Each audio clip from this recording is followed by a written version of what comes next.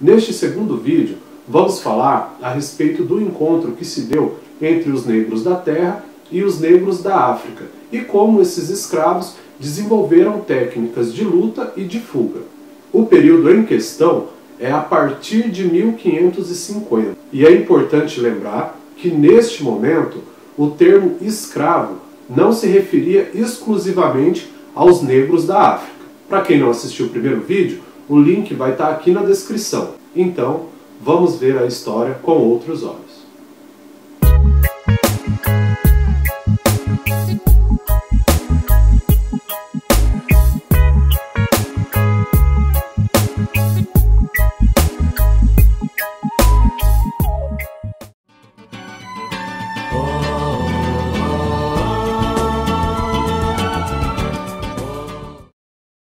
À medida em que a demanda de escravos aumentava e os traficantes negreiros da África precisavam de mais escravos para vender para os portugueses, todos aqueles que não eram mortos nas capturas eram vendidos como escravos. Inclusive aqueles que nas suas comunidades, nas suas aldeias, detinham certos conhecimentos como matemática, engenharia, conhecimentos de medicina, política e até mesmo nobres, que nunca realizaram nenhum tipo de trabalho pesado. E é exatamente nesse momento que os escravos negros e indígenas, ambos de etnias e tribos diversificadas, se encontram, se mesclam, passam a trocar conhecimentos, formar alianças e tramar fugas. Tanto indígenas quanto africanos possuíam conhecimentos de guerra e de lutas. Não é difícil de imaginar que naquele contexto eles precisavam urgentemente de organizar técnicas voltadas à fuga, à camuflagem, a emboscadas e principalmente desabilitar um oponente e fugir. Dessa miscigenação entre negros e índios surgem os primeiros caboclos. É desse período também que nós temos o primeiro registro oficial que menciona o jogo de capoeira. No livro intitulado A Arte da Gramática da Língua Mais Usada na Costa do Brasil, que foi impresso mais ou menos em 1559, tendo como autor o Padre Anchieta. Nesse livro ele dizia o seguinte, olha só que interessante: os índios tupis guaranis divertem-se jogando capoeira. Apesar de ser um termo que a gente utiliza até hoje, nós não podemos afirmar que esse jogo de capoeira mencionado pelo padre é exatamente a capoeira que vai surgir um século mais tarde. Fato é que ninguém sabe exatamente do que ele estava falando, mas temos isso como registro.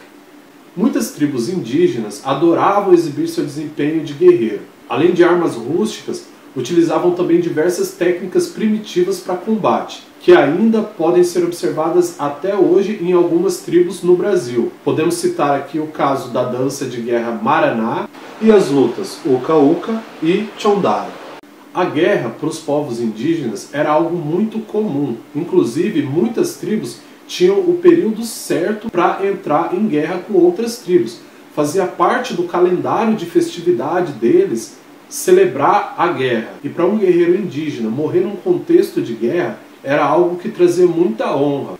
Inclusive existia um hábito comum de capturarem o guerreiro de uma tribo inimiga e levarem como prisioneiro para a aldeia. Na aldeia ele era bem tratado e no dia já determinado eles matavam esse guerreiro e a tribo inteira comia a carne desse guerreiro, acreditando que todas as virtudes dele passaria para aquele que ingerisse a carne. Inclusive crianças que ainda não conseguiam se alimentar de comida sólida faziam parte desse ritual. As mães pegavam o sangue daquele guerreiro, passavam no bico do peito, para na hora de amamentar a criança, ela ingerir o sangue do guerreiro. Assim como os negros da terra, os negros da África também eram de diferentes tribos, portanto carregavam diferentes tradições e diferentes ensinamentos, de áreas diversas, dentre elas a arte da guerra.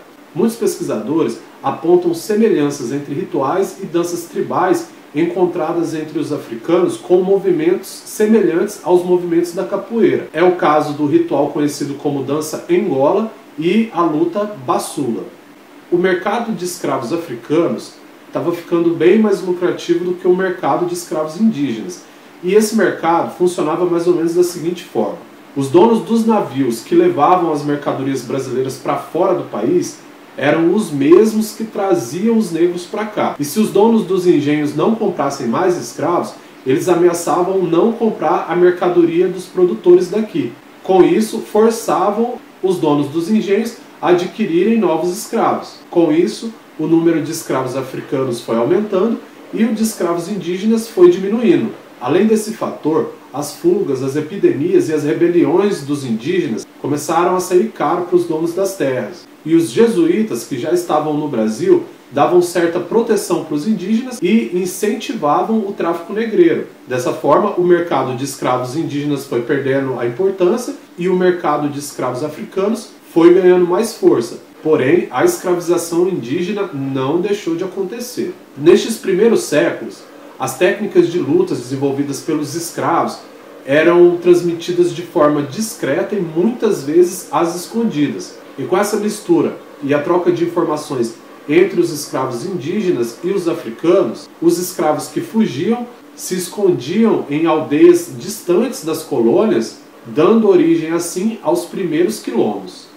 Uma vez em lugares seguros e longe dos domínios dos senhores, os escravos que fugiam poderiam aprimorar as técnicas de combate e de fuga. Muitas vezes, escravos que eram recapturados já tinham passado por algum quilombo. Então, quando ele retornava para o cativeiro, dentro da casa dos negros, eles conseguiam passar aqueles conhecimentos das técnicas de luta e de fuga. E através desse ir e vir, essas técnicas foram se propagando entre os escravos.